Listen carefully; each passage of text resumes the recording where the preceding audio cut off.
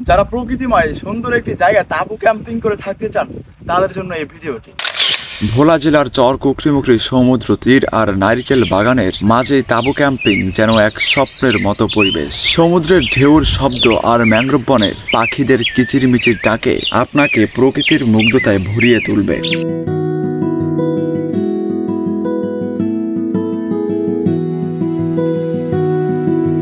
সুবিশাল বালুর চরে পরিত্যক্ত মৃত গাছ আপনার বন্ধু হবে, আর সেই বন্ধুর তরে সমস্ত হতাশা, কষ্ট, ক্লান্তি দূর হয়ে যাবে এক নিমিষে।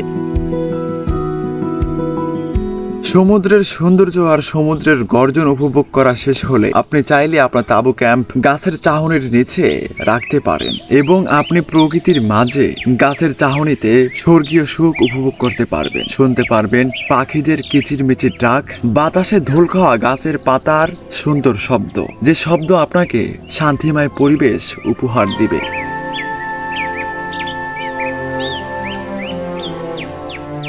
আমার পিছনে দেখতে পাচ্ছেন সুবিশাল ম্যানগ্রোভ বন, আর এইদিকে রয়েছে মেঘনা নদীর সুবিশাল সমুদ্র সৈকত।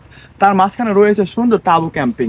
এরকম একটা সুন্দর জায়গা যদি আপনি থাকতে চান তাহলে স্ক্রিনে দেওয়া নাম্বারে যোগাযোগ করুন, না হলে কমেন্ট বক্সে দেওয়া নাম্বারে যোগাযোগ করুন।